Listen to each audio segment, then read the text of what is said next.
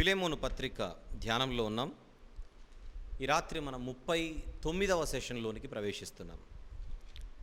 38వ భాగాన్ని మనం ముగించుకొని దేవుని మహాకృపను బట్టి ఈ రాత్రి 39వ సెషన్లోనికి ప్రవేశించగలుగుతున్నాం. జాగ్రత్తగా మనం వాక్యాన్ని విందాం. ఫిలెమోను పత్రికలో మనకు తెలిసినట్టుగా ఒకటే ఒక అధ్యాయం ఉంటుంది. 25 వచనములు కలిగినటువంటి పత్రికను మనము 5 ప్రధాన భాగాలుగా విభజించుకొని ప్రస్తుతం మనము 4వ ప్రధాన భాగంలో ఉన్నాం. 8వ వచనము నుండి 22వ వచనం వరకు ఉన్నటువంటి సుదీర్ఘమైనటువంటి భాగాన్ని తిరిగి 5 ఉపభాగాలుగా మనం విభజించుకొని మాట్లాడుకుంటున్నాం. ఆ 5 ఉపభాగాలలో ప్రస్తుతం మనము 2వ ఉపభాగంలో ఉన్నాం. అది 12వ వచనం నుండి 14వ వచనం వరకు.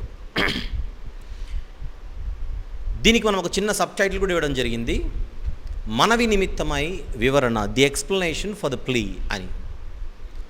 ఈ పత్రిక వ్రాయబడుచున్నది ఒక యజమానికి. ఆ యజమాని యొద్ద ఒక దాసుడు తప్పు చేసి నేరానికి పాల్పడి తప్పించుకొని పారిపోగా దేవుని కృపను బట్టి మాత్రమే ఆ వ్యక్తి తన మనసును మార్చగలిగే శక్తి కలిగిన మాటలు ఎవరి యొద్దనైతే ఉన్నాయో ఆ పౌలు అనేటువంటి ఒక మహాభక్తుని చెంతకు చేరగలిగాడు. తద్వారా ఈ దాసుడు ఒకప్పుడు ఒక మనుషునికి దాసునిగా ఉండి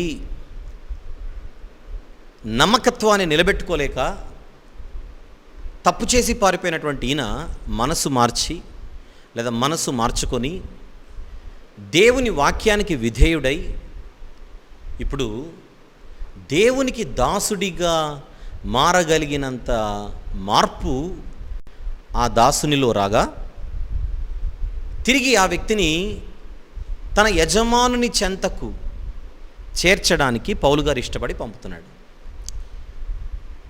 ఆ పంపే క్రమంలో ఆనాటి రోమా ప్రభుత్వ చట్టాలు దాసుల విషయమై అత్యంత తీవ్రంగా ఉన్నటువంటి నేపథ్యంలో తీర వెళ్ళిన తర్వాత ఒనేసిముకి ఎలాంటి ఫలితాలు ఎదురవుతాయో అని దూరాలోచన కలిగిన వాడుగా పౌలు గారు యజమానుడైనటువంటి ఫిలెమోను గారికి పత్రిక వ్రాస్తూ, నీ కళ్ళ ముందు కనబడుతున్నటువంటి ఈ ఒనేసిము కేవలం నీకు దాసుడిగా మాత్రం కాదు, వాక్యము చేత నేను కన్న కుమారుడిగా నీ ముందు నిలబడ్డాడు.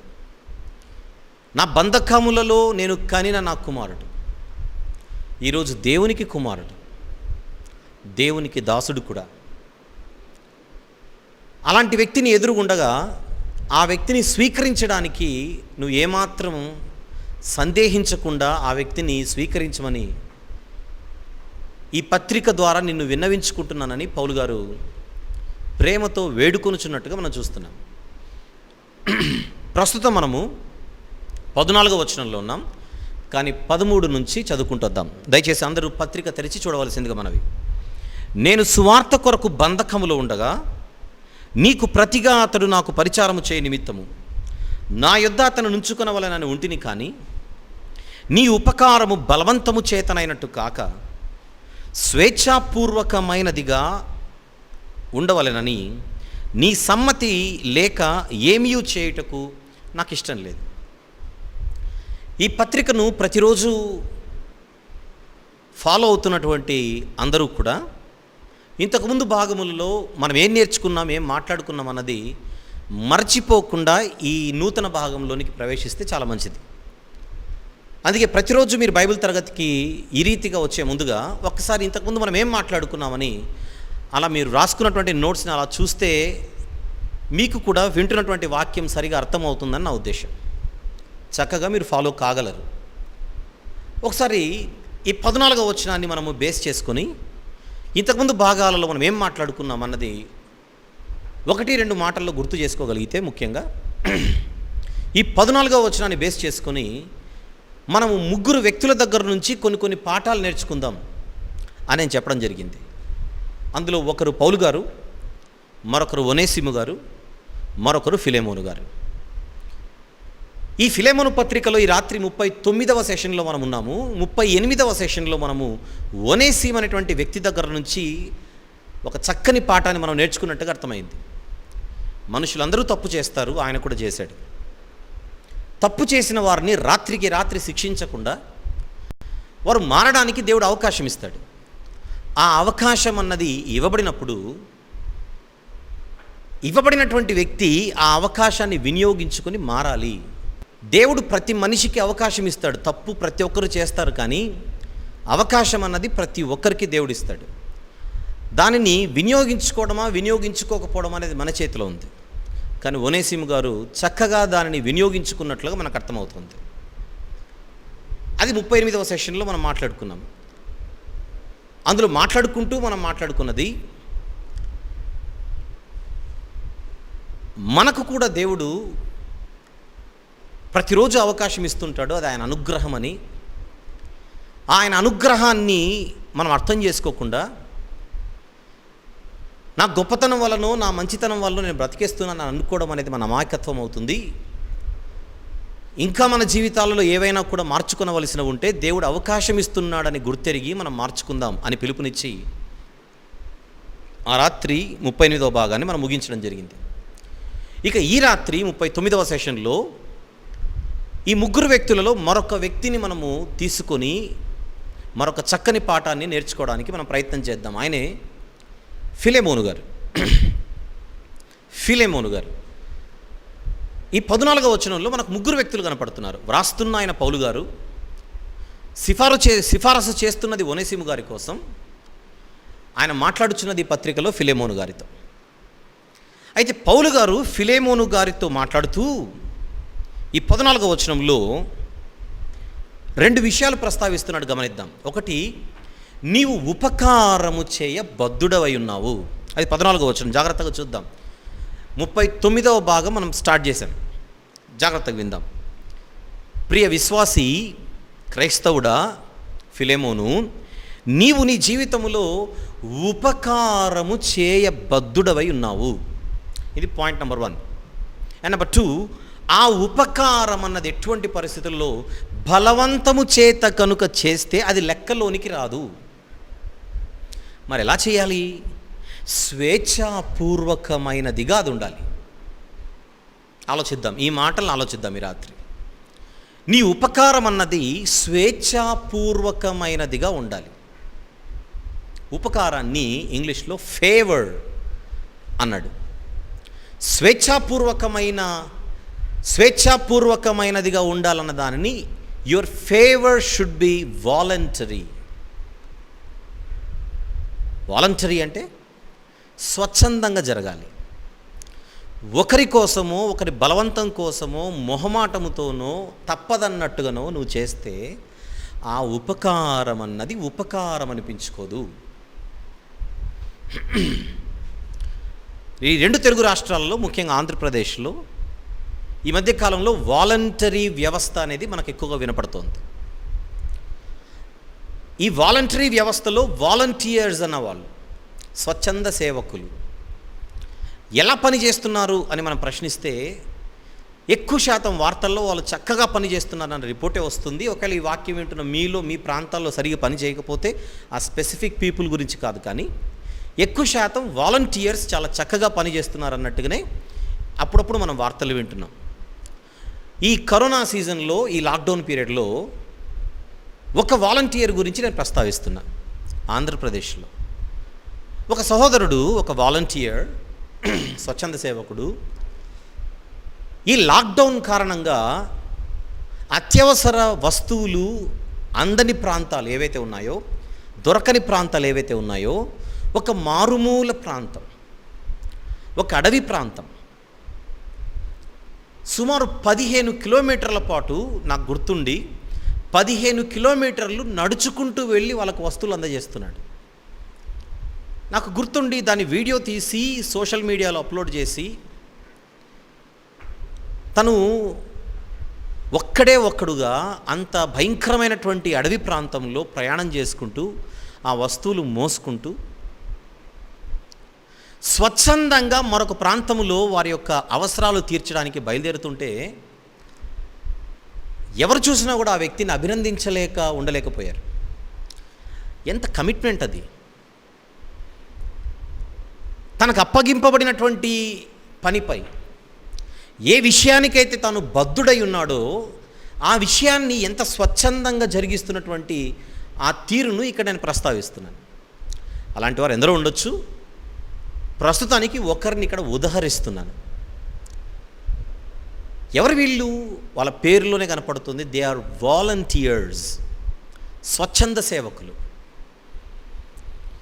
మనకేవైనా కూడా ఇలాంటి విపత్కర పరిస్థితులు, వరదలు వచ్చాయనుకోండి, తెలియకుండానే ఎందరో స్వచ్ఛంద సేవకులు బయటకు వస్తారు బాధితులను ఆదుకోవడానికి. అందుకే వారిని వాలంటీర్స్ అని అంటాం.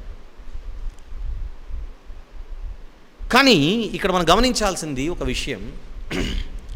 సమాజంలో అప్పుడప్పుడు అవసరాన్ని బట్టి మనము మానవతా దృక్పథంతో స్వచ్ఛందంగా మనం ముందుకొచ్చి ఒకరికి సహాయం చేయడము, ఒకరిని ఆదుకోవడం అనేది సరే, కానీ ఇక్కడ మీకు నేను, నాకు మీరు సహాయం చేసుకోవడం అన్న పాయింట్ మాత్రమే కాదు. కానీ ఈ భూమి మీద మనకు జన్మనిచ్చినటువంటి పరలోకపు దేవుడు మన విషయంలో ఎలాంటి ఎక్స్పెక్టేషన్స్ కలిగి ఉన్నాడు? ఆయన భూమి మీద తన పిల్లలన్నవారు ఎలా ఉండాలని ఆయన ఆశిస్తున్నాడు అని మనం జాగ్రత్తగా ఆలోచిస్తే, బైబిల్లోని మొదటి పుస్తకములోని మొదటి పేజ్లోనే ఆయన చెప్పిన మాట, మన స్వరూపమందు మన పోలిక చొప్పున నరులుండాలి. అదే ఆయన కోరిక. ఏంటి దేవుని కోరిక? తన పోలికలో, తన స్వరూపములో తన పిల్లలను చూడాలనుకుంటున్నాడు. ఈ స్వరూపము, పోలిక అన్న పదాలు మనం చూస్తే ఇవి బయటికి కనిపించే ఆకారానికి సంబంధించినటువంటి పోలిక కాదు. ఇది మన శరీరానికి ఉన్నటువంటి ఆకారాన్ని దృష్టిలో పెట్టుకొని నా యొక్క రూపంలో ఉండాలని దేవుడు మాట్లాడుతున్నట్టు కాదు. ఆయన గుణగణాలు, కొద్దిసేపు ఆయన గుణగణాలను, క్రీస్తు యేసు యొక్క స్వారూప్యము మీ యందు మరలా ఏర్పడు వరకు నాకు ప్రసవ వేదన కలుగుతున్నది అంటాడు పౌలు గారు.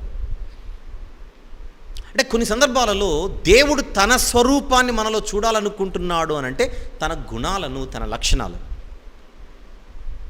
ఆ తండ్రి అయిన దేవుని గుణగణాలను చూపించడానికే తన ప్రియకుమారుడు ఈ లోకానికి వచ్చి యోహాను సువార్త 1వ అధ్యాయం 18వ వచనం ప్రకారంగా ఆ తండ్రిని ఈ ప్రపంచానికి బయలుపరిచాడు. యేసుక్రీస్తు ప్రభువును చూస్తే తండ్రి అయిన దేవునిలో ఉన్న లక్షణాలన్నీ ఆయనలో కనపడుతుంటాయి. తండ్రి అయిన దేవుని యొక్క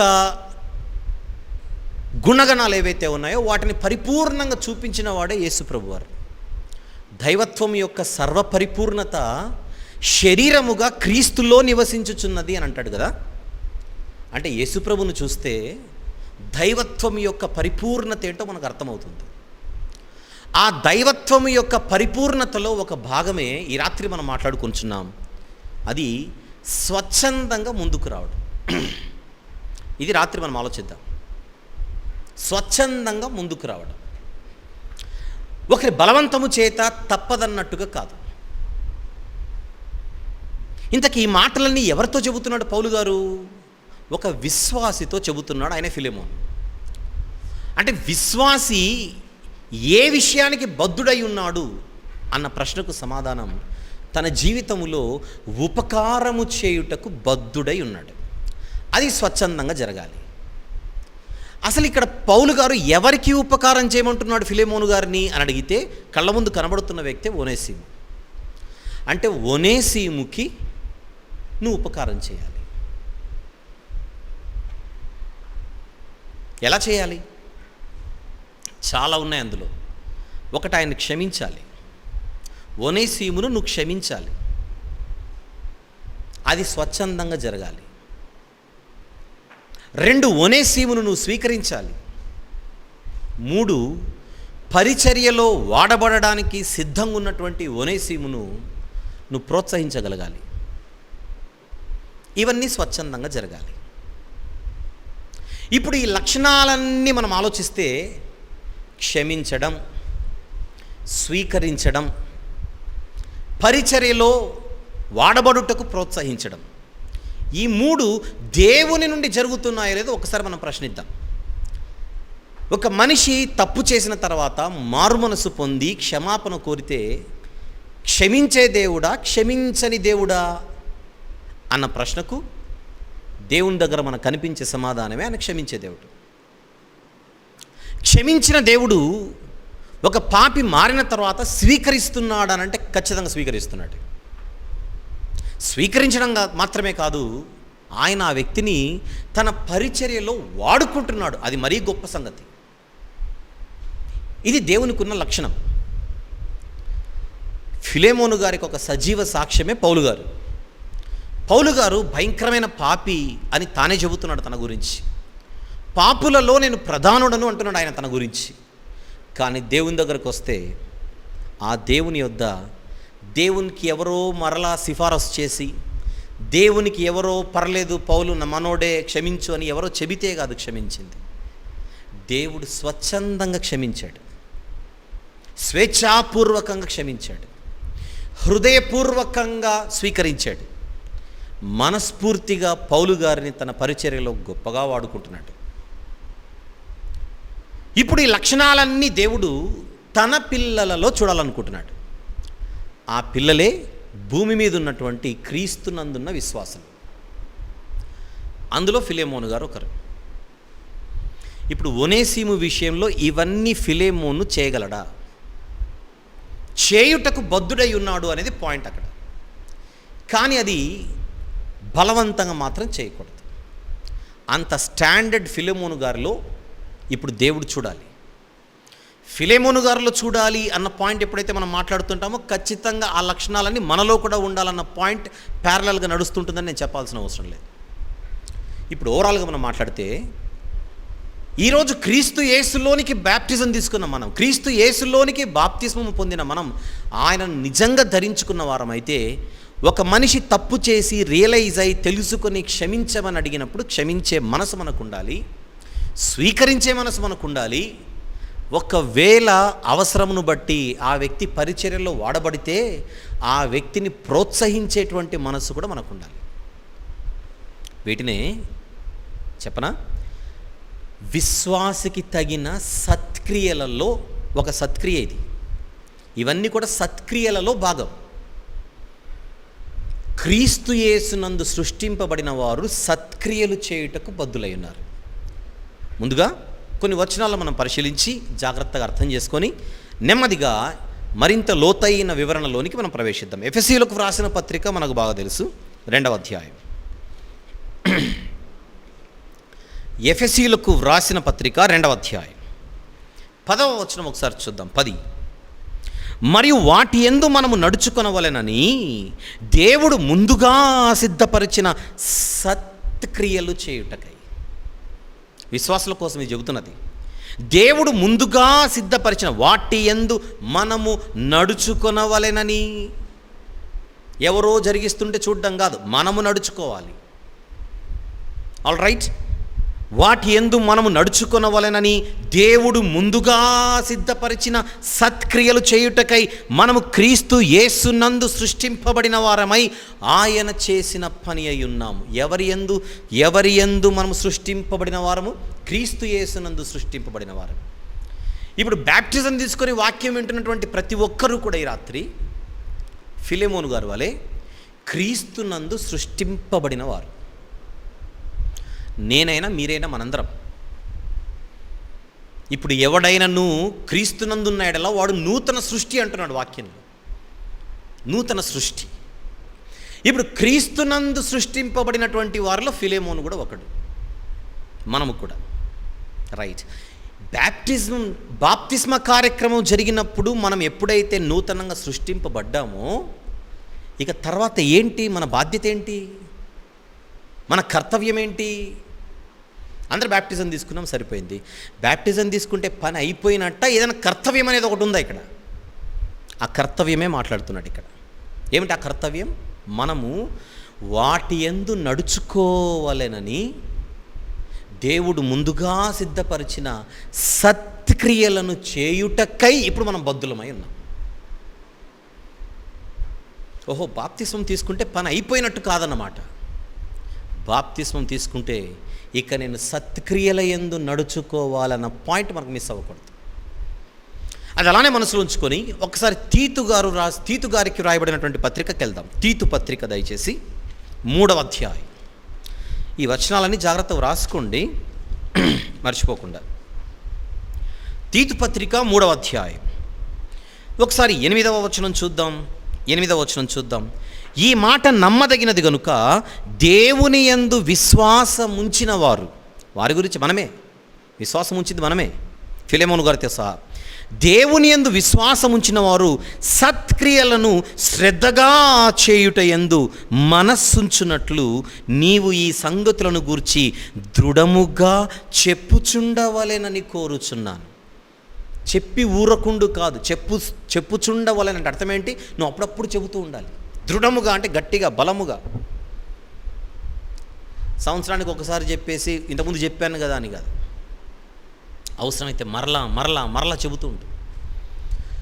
బాప్తిస్మము తీసుకున్న తర్వాత ఇక పని అయిపోయిందనేటువంటి ఒక ఆలోచన విధానంలో బ్రతుకుతున్నటువంటి వారు ఎందరో ఉండగా, అలాంటి వారి మనోనేత్రాలు వెలిగించాలంటే సేవకుడా తీతు ఈ విషయాలు నువ్వు చెబుతూ ఉండాలి. క్రేతు అనే ప్రాంతంలో ఆయన పరిచర్య నిమిత్తం పంపబడ్డాడు.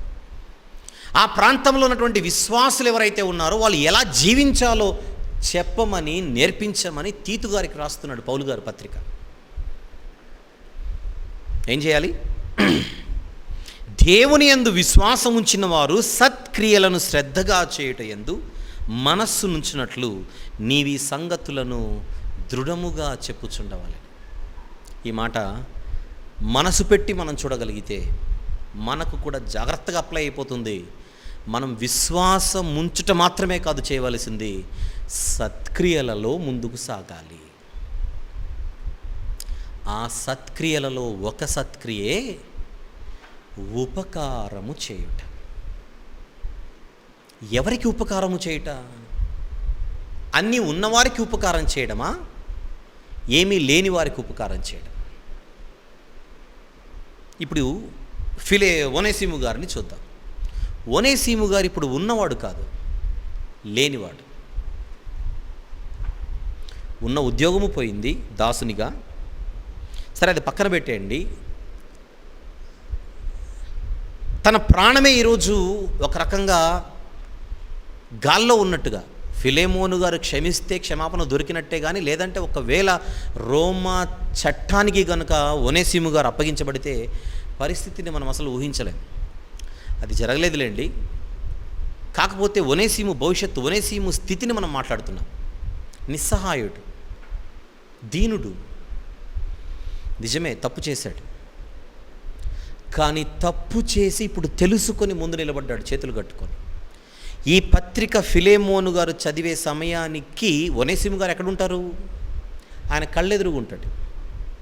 తన కళ్ళెదురుగా కనబడుతున్నటువంటి ఒనేసిము చేతులు కట్టుకొని తలదించి, నీ ఎదుట నేను తప్పు చేసింది నిజమే, దాన్ని తెలుసుకొని పశ్చాత్తాపపడి, ఈరోజు నీ ముందున్నాను యజమాని, నీ ఇష్టం, నువ్వు ఏ శిక్ష విధించినా నేను సిద్ధంగా ఉన్నాను అని ఒక పశ్చాత్తాప హృదయముతో ఒనేసిము కళ్ళెదురుగుంటే, ఆ వ్యక్తికి ఇప్పుడు ఫిలెమోను ఉపకారము చేయాలి. అది సత్క్రియ. అది సత్క్రియ. తప్పు చేసినోడిని ఆదరించడం ఏంటండి? తప్పు చేసినోడిని ఆదుకోవడం ఏంటండి? తప్పు చేసినోడిని స్వీకరించడం ఏంటండి అని ఒకవేళ పొరపాటున మనకు ప్రశ్న పుడితే, అందుకే చెప్పాను, ఫిలెమోను అన్న ఆయన క్రీస్తు యేసునందు సృష్టింపబడ్డాడు. అది మర్చిపోకూడదు. బయటోడు కాదు, సంఘము వెలుపటివాడు కాదు. క్రీస్తు యేసునందు సృష్టింపబడిన వాడు ఆయన లక్షణాలు కలిగి ఉండాలి. అది మర్చిపోకూడదు. ఆయనకేముంది లక్షణం అని అడిగితే దైవత్వం యొక్క సర్వపరిపూర్ణత. ఒక్కసారి మనం ఎవరినైతే ధరించామో ఆయనకున్న లక్షణాన్ని మనం ఆలోచిస్తే ఆయన నీతిమంతుల కొరకు చనిపోయినవాడు కాదు. మనం ఇంకను పాపులుగా ఉండగానే మన కొరకు క్రీస్తు మరణించాడు. ఇది ప్రేమ అన్నాడు బైబిల్లో. మనం నీతిమంతులుగా ఉంటే చనిపోయినవాడు కాదు. ఈ లోకానికి అసలు నీతిమంతుల కొరకు వచ్చినవాడు కానే కాదు మన ప్రభు. పాపులను రక్షించుటకు క్రీస్తు ఈ లోకానికి వచ్చాడు. దాన్ని ఏమంటారు? ఉపకారం కదా, అది ఉపకారం. పాపులను రక్షించుటకు మన రారాజు ఈ లోకానికి వచ్చింది ఎవరో బలవంతం చేస్తేనో కాదు. తప్పదు, నువ్వు వెళ్ళాలి, నువ్వు వెళ్ళకపోతే కాదు అన్న పరిస్థితుల్లో ఇక తప్పదన్నట్టుగా వచ్చినవాడు కాదు. ఆయన వాలంటరీగా వచ్చాడు ఈ లోకానికి, స్వేచ్ఛాపూర్వకముగా వచ్చాడు ఆయన ఈ లోకానికి. అదే ఫిలిప్పీ పత్రికలో పౌలు గారు మనకు చెబుతోంది. చూద్దాం 2వ అధ్యాయం, ఫిలిప్పీలకు రాసిన పత్రిక 2వ అధ్యాయం 5వ వచనం నుండి చూద్దాం. 5వ వచనం నుండి, క్రీస్తు యేసునకు కలిగిన ఈ మనస్సు మీరును కలిగి ఉండుడి. ఏమిటి ఆయన మనస్సు? ఆయన దేవుని స్వరూపము కలిగిన వాడై ఉండి దేవునితో సమానముగా ఉండుట విడిచిపెట్టకూడని భాగ్యమని ఎంచుకొనలేదు, కానీ మనుష్యుల పోలికగా పుట్టి దాసుని స్వరూపమును ధరించుకొని తన్ను తానే రిక్తునిగా చేసుకున్నాడే కానీ ఎవరో వచ్చి రిక్తునిగా చేయలేదు. ఆయన్ని స్వచ్ఛందముగా తన్ను తానే రిక్తునిగా చేసుకొనెను. మరియు ఆయన ఆకారమందు మనుషుడిగా కనబడి మరణము పొందినంతగా, ఆయన శిలువ మరణం పొందినంతగా విధేయత చూపిన వాడై తన్ను తాను ఆయన తగ్గించుకున్నాడు. అది వాలంటరీగా ముందుకు రావడం అంటే. ఇదంతా ఎందుకు చెప్పాడని అడిగితే పైన 4వ వచనంలో, మీలో ప్రతి వాడును తన సొంత కార్యములను మాత్రమే కాక ఇతరుల కార్యములను కూడా చూడాలి అని చెప్పి వెంటనే కింద క్రీస్తు యేసునకు కలిగిన ఈ మనస్సు మీరును కలిగి ఉండుడి. అంటే యేసుప్రభు వారు స్వచ్ఛందంగా ఈ లోకానికి వచ్చినవాడు, ఆదుకొనడానికి వచ్చినవాడు, ఆదరించడానికి వచ్చినవాడు, మారితే స్వీకరించడానికి వచ్చినవాడు. మనుష్య కుమారుడు పరిచారము చేయించుకొనుటకు రాలేదు, కానీ పరిచారము చేయుటకును అనేకులకు ప్రతిగా క్రయధనముగా, విమోచన క్రయధనముగా తన ప్రాణమును పెట్టుటకు ఈ లోకానికి వచ్చాడు. అది స్వచ్ఛందంగా.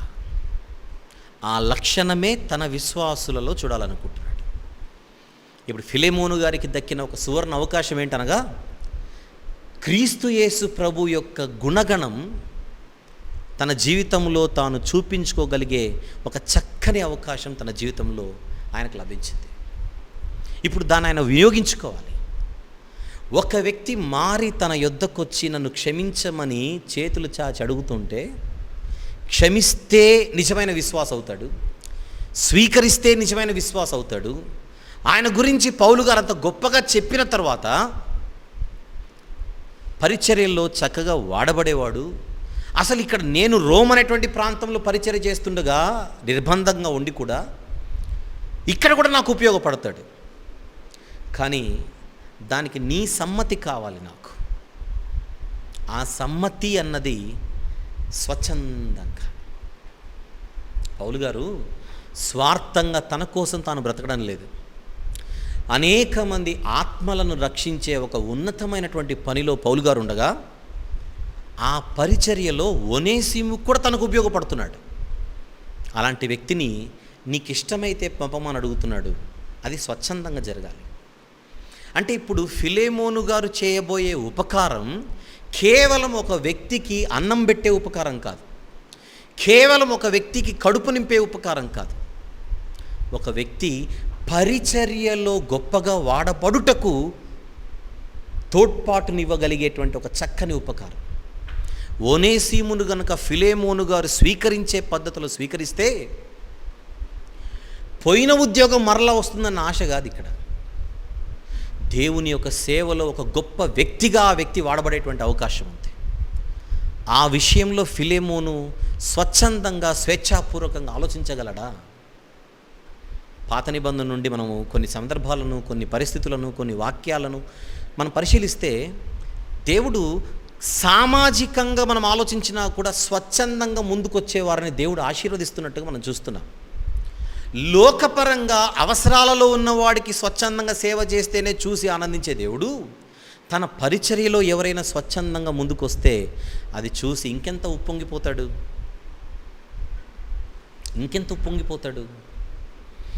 ఈ మధ్యకాలంలో అప్పుడప్పుడు మీకు గుర్తు చేశాను, అరణ్యములో ప్రత్యక్ష గుడారాన్ని చేయడానికి ఆ ప్రత్యక్ష గుడారపు నిర్మాణానికి అవసరమైనటువంటి మెటీరియల్ ఏదైతే ఉన్నదో ఆ మెటీరియల్ అన్నది స్వచ్ఛందంగా ఎవరైతే ఇస్తారో వారి దగ్గర తీసుకో మోషే అని చెప్పినట్టుగా మనం నిర్గమాకాండం 25వ అధ్యాయం 1 నుంచి 8 వచనాలు చూస్తాం. ఇప్పుడు తీయాల్సిన అవసరం లేదు. నిర్గమాకాండం 25వ అధ్యాయం 1 నుంచి 8 వచనాలలో ఎవరైతే మనస్ఫూర్తిగా మనఃపూర్వకంగా ముందుకొచ్చి నా మందిర నిర్మాణం కొరకు ప్రతిష్టార్పణలు తీసుకొని వస్తారో వారి దగ్గర మాత్రమే తీసుకో, బలవంతంగా తెచ్చేవారు ఎదుట తీసుకోకు అని నేను పరోక్షంగా దేవుడు చెప్పేశాడు.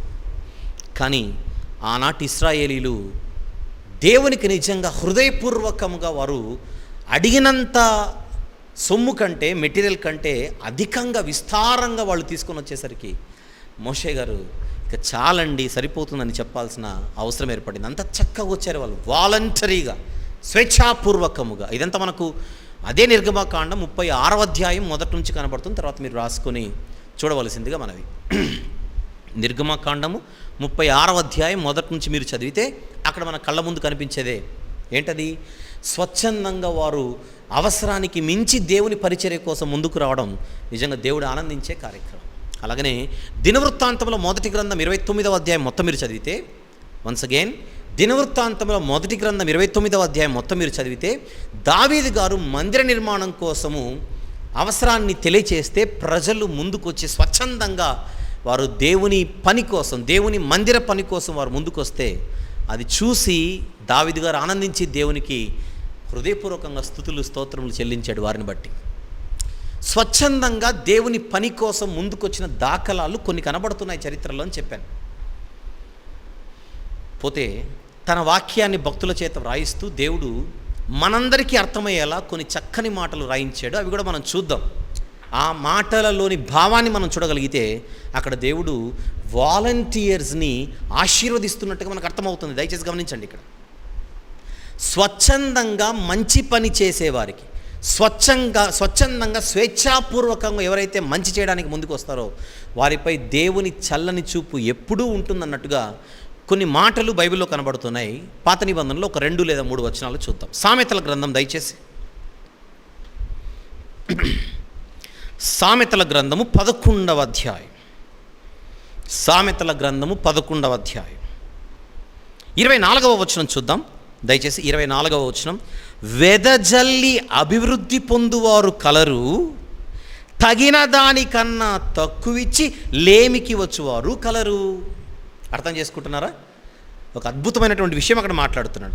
వెదజల్లి అభివృద్ధి చెందువారు కలరు అంటే స్వచ్ఛందంగా అవసరాన్ని బట్టి ముందుకొచ్చి ఆదుకునేటువంటి వారు ఎవరైతే ఉన్నారో వారు వెదజల్లే కొద్ది అభివృద్ధి చెందుతున్నారట. అలాంటి వారు సమాజంలో ఆ రోజుల్లోనే కనబడుతుంటే, తగిన దానికన్నా తక్కువ ఇచ్చి అంటే ఇవ్వగలిగే స్థితి నుంచి కూడా ఇవ్వగలిగినంత ఇవ్వకుండా, ఆ స్థితి ఉండి కూడా తక్కువ ఇచ్చి అనంటే మనసు లేక, మనసు నేనెందుకు చేయాలి అంటే ఉపకారము చేయ మనసు లేనివారు. అంతే కదా పాయింట్ ఇక్కడ.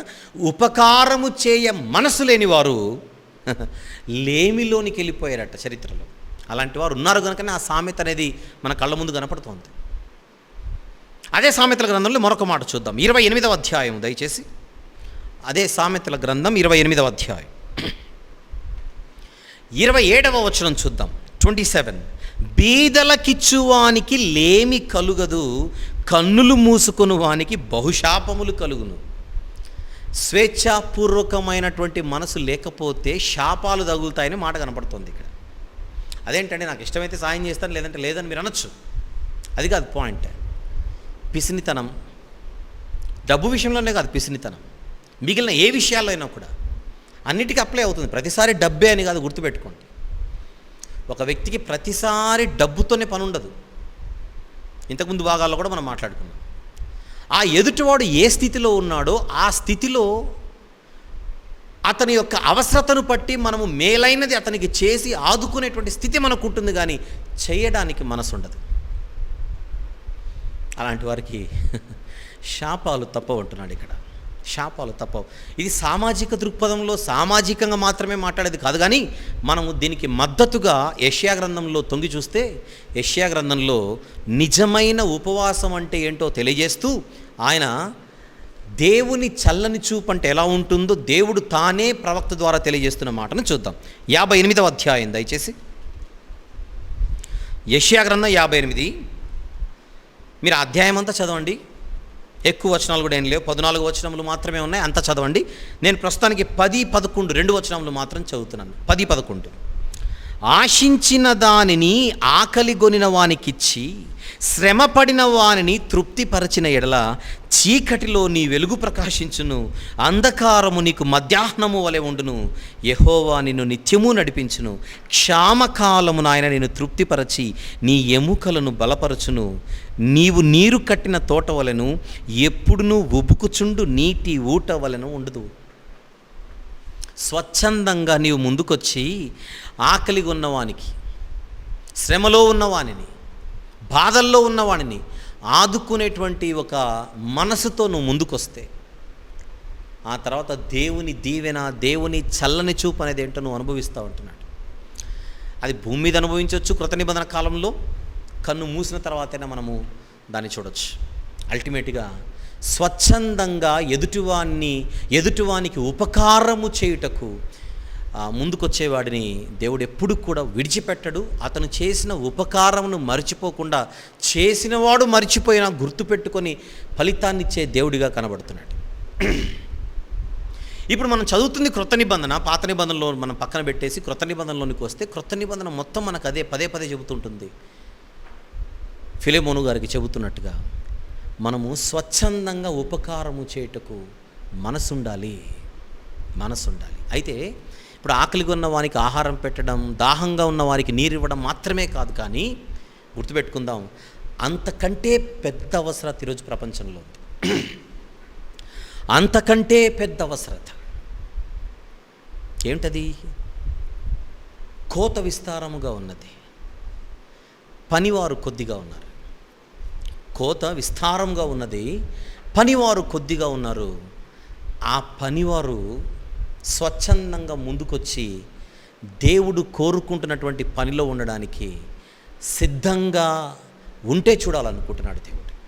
యేసుక్రీస్తు ప్రభు ఈ లోకానికి వచ్చినప్పుడు, యేసుప్రభు వారి లోకానికి వచ్చినప్పుడు ఆయన సువార్త పరిచర్యలో నిజంగా కాపరి లేని గొర్రెల వలె ఉన్నటువంటి వారిని చూసి ఆయన ఎలా బాధపడుతున్నాడో చూద్దాం. మత్తయి సువార్త 9వ అధ్యాయం దయచేసి. మత్తయి సువార్త 9వ అధ్యాయం 36, 37 వచనములు చూద్దాం. 36, 37. ఆయన సమూహములను చూచి వారు కాపరి లేని గొర్రెల వలె విసికి చెదిరియున్నందున, మరలా ఆయన సమూహములను చూచి వారు కాపరి లేని గొర్రెల వలె విసికి చెదిరియున్నందున వారి మీద కనికరపడి కోత విస్తారమే కానీ పనివారు కొద్దిగా ఉన్నారు. ఎవరు కావాలి ఇప్పుడు? గనుక తన కోతకు పనివారిని పంపుమని కోత యజమానుని వేడుకోనుడని తన శిష్యులతో చెప్పారు. సమాజంలో ఎవరి కొరత కనపడుతుంది యేసుప్రభుకి? ఆయన పనిలో పనివారు లేక తక్కువ ఉన్నారు, చాలా తక్కువ ఉన్నారు. కోత అయితే విస్తారంగా ఉంది. ఎవరు వస్తారు ఈ పనికి, ఎవరు ముందుకొస్తారు ఈ పనికి అని ఆశతో ఎదురు చూస్తున్నారు యేసుప్రభు. ఇప్పుడు ఒనేసిము తయారయ్యాడు. తయారైనటువంటి ఒనేసిమును ఒకరి కింద ఇప్పుడు ఉన్నాడు కనుక, ఫిలెమోను గారి క్రింద, ఆయన దగ్గర నుంచి ఇప్పుడు తనకు స్వతంత్రం కావాలి. ఆనాటి చట్ట ప్రకారంగా బయటికి వెళ్ళిపోయి పారిపోయి ఇష్టానుసారంగా నేను బతికేస్తాను, నేను మారిపోయానని ఫోన్లో చెప్పడమో లెటర్ రాయడమో కాదు. ఆయన దగ్గరికి వెళ్ళి అనుమతి తీసుకోవాలి, సమ్మతి. అయితే ఇప్పుడు ఫిలెమోను గారికి ఈ మాట గుర్తుండాలి. ఏ మాట గుర్తుండాలి? కోత విస్తారముగా ఉన్నది, పనివారు కొద్దిగా ఉన్నారు.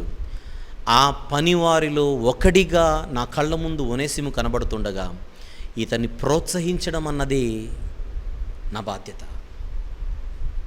బాధ్యత. అంటే దేవుని పనిలో ఉన్నవారు, ఉండగలిగినటువంటి వారు, అలాంటి వారిని ప్రోత్సహించేటువంటి ఒక బాధ్యత, కర్తవ్యం విశ్వాసులపై ఉంది అని మరొక్కసారి ఇక్కడ కంటికి కనబడుతుంది. గమనించండి. ప్రోత్సాహం లేక ఎందరో ముందుకెళ్ళలేకపోతూ ఉంటారు మన కళ్ళ ముందే. ఇప్పుడు ఒనేసిముకు అవసరం ప్రోత్సాహం.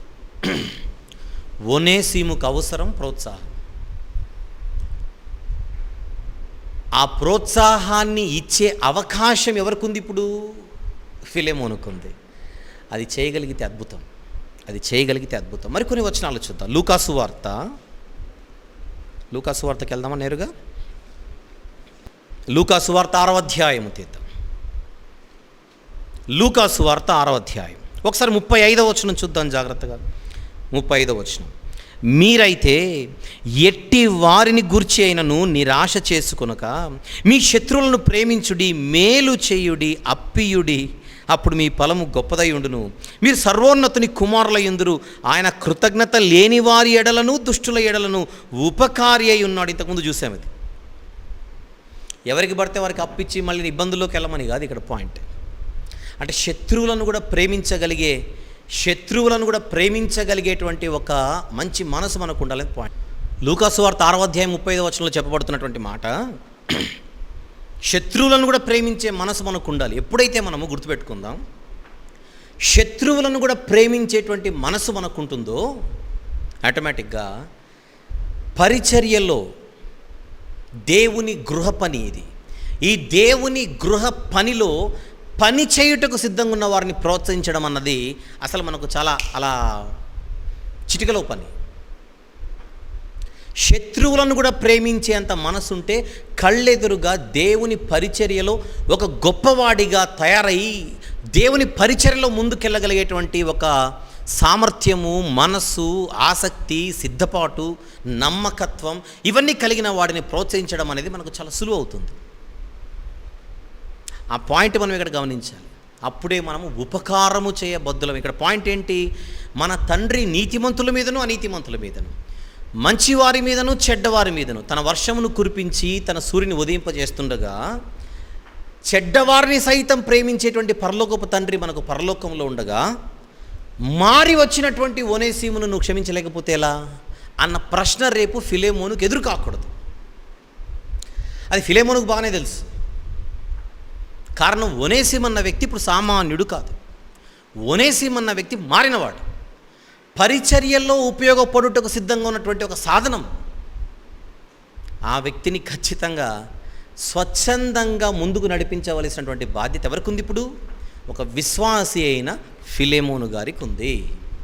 అలాంటి మరికొన్ని సందర్భాలు మనం జాగ్రత్తగా ఆలోచిద్దాం. 12వ అధ్యాయము లూకాసు వార్త 12వ అధ్యాయం 32, 33 వచనం. 33, 34 రాసుకోండి. 33 మాత్రం చదువుకుందాం. మీకు కలిగిన వాటిని అమ్మి ధర్మము చేయుడి, పాత గిలని సంచులను పరలోకమందు అక్షయమైన ధనమును సంపాదించుకొనుడి. అక్కడికి దొంగరాడు, చిమ్మెట కొట్టదు. మీ ధనం ఎక్కడుండునో అక్కడనే మీ హృదయం ఉండును. అంటే ఉపకారం, అదే పాయింట్ ఇక్కడ. ఉపకారం, ధర్మము చేయుడి అంటే పాయింట్ ఏంటి ఇక్కడ? ఉపకారం. ఇక్కడేదో మీరు బిగబట్టేసి నాకెందుకు నాకేంటి అన్నట్టుకుంటే అవ్వదు. అఫ్కోర్స్ ఒనేసిము మన కళ్ళ ముందు ఫిలెమోను గారికి బలహీనుడిగానే కనబడుతుండొచ్చు. కానీ ఆ బలహీనుడిని నువ్వు బలపరిస్తే, మారాడు గనుక, సిద్ధంగా ఉన్నాడు గనుక, ఆ బలహీనుడిని బలపరిస్తే రేపొద్దున నువ్వు చేసినటువంటి ఉపకారం నీ మీదికి ఒక గొప్ప ఆశీర్వాదాన్ని తీసుకొని వస్తుంది. అది ఫిలెమోను గారి ముందు ఉన్నటువంటిది. ఫిలెమోను గారి ముందు ఉందంటే మనందరి ముందు ఉన్నట్టు అన్న పాయింట్ మనం మిస్ అవ్వకూడదు. All right. అపోస్తలుల కార్యములు 20వ అధ్యాయం 35వ వచనం చూద్దాం ఒకసారి. అపోస్తలుల కార్యములు 20వ అధ్యాయం 35వ వచనం. మీరు ఇలాగున ప్రయాసపడి బలహీనులను సంరక్షించాలి. మామూలు బలహీనులనే సంరక్షించాలన్నప్పుడు ఈరోజు సేవలో వాడబడుటకు సిద్ధంగా ఉండి బలహీనుడిగా కనబడుతున్న ఓనేసిముని సంరక్షించకపోతే ఎలా? మీరు ఇలాగ ప్రయాసపడి బలహీనులను సంరక్షింపవలెననియు పుచ్చుకొనుట కంటే ఇచ్చుట ధన్యమని ప్రభువైన యేసు చెప్పిన మాటలు జ్ఞాపకం చేసుకునవలెనని అన్ని విషయములలో మీకు మాదిరి చూపితిని. పౌలు గారు తన పరిచర్యలో ఎంతోమందిని ఆ రీతిగా ప్రోత్సహించినట్టుగా మనం చూస్తున్నాం. రోమీయులకు రాసిన పత్రిక 15వ అధ్యాయం. రోమీయులకు వ్రాసిన పత్రిక 15వ అధ్యాయం మొదటి 3 వచనములు చూద్దాం. మొదటి 3 వచనములు, కాగా బలవంతులమైన మనము మనలను మనమే సంతోషపరచుకొనక. ఎంత చక్కగా ఉంది చూడండి బైబిల్. చేయి పట్టుకొని నడిపిస్తుంటుంది, మనమే నడవాలంతే. కాగా బలవంతులమైన మనము మనలను మనమే సంతోషపరచుకొనక బలహీనుల దౌర్బల్యములను భరించుటకు బద్ధులమై ఉన్నాం. దౌర్బల్యములంటే ఫెయిల్యూర్స్. ఒనేసిము గారు తన పాత జీవితంలో ఫెయిల్ అయ్యాడు. తన పాత జీవితంలో ఒనేసిము గారు ఖచ్చితంగా ఫెయిల్ అయ్యాడు, నో డౌట్. అది ఆయన కూడా ఒప్పుకుంటాడు. కానీ ఇప్పుడు ఫిలెమోను ఎదుట ఆ ఫెయిల్యూర్ని భరించుటకిన బద్ధుడై ఉన్నాడు. క్షమించి బలవంతులమైన మనము, ఫిలెమోను లాంటి వారు, మనలను మనమే సంతోషపరచుకొనక బలహీనుల దౌర్బల్యములను భరించుటకు బద్ధులమై ఉన్నాము. తన పొరుగువానికి క్షేమాభివృద్ధి కలుగునట్లు మనలో ప్రతి వాడును మేలైన దాని యందు అతన్ని సంతోషపరచవలెను అని వెంటనే చెప్తున్నాడు. క్రీస్తు కూడా తన్ను తాను సంతోషపరచుకొనలేదు. కానీ చూడండి జాగ్రత్తగా, నిన్ను నిందించు వారి నిందలు నా మీద పడినని వ్రాయబడినట్లు ఆయనకు సంభవించాను. బలహీనులను ఆయన భరించాడు, బలహీనుల దౌర్బల్యములు ఆయన భరించాడు. మరి ఆయన్నే కదా మనందరం ధరించుకుంది విశ్వాసులుగా, ఆయననే కదా మనం ధరించుకున్నామంటే భరించక తప్పదు. ఎవరిని భరించక తప్పదు? మన కళ్ళెదుట మన సాటి సోదరులు ఒకవేళ పాత జీవితంలో ఏవైనా తప్పులు చేసి ఈరోజు ఆ దౌర్బల్యముల నుండి తప్పు తెలుసుకొని బయటపడి పశ్చాత్తాప హృదయంతో ఒక కొత్త జీవితాన్ని ప్రారంభించాలని వారు సిద్ధంగా ఉన్నప్పుడు, అది మాత్రమే కాకుండా దేవునికి పనికి రావాలనేటువంటి ఆలోచన, ఆసక్తి వారు కలిగి ఉన్నప్పుడు అలాంటి వారిని మనము భరించవలసిన బద్ధులమై ఉన్నామన్న విషయం మనం మర్చిపోకూడదు.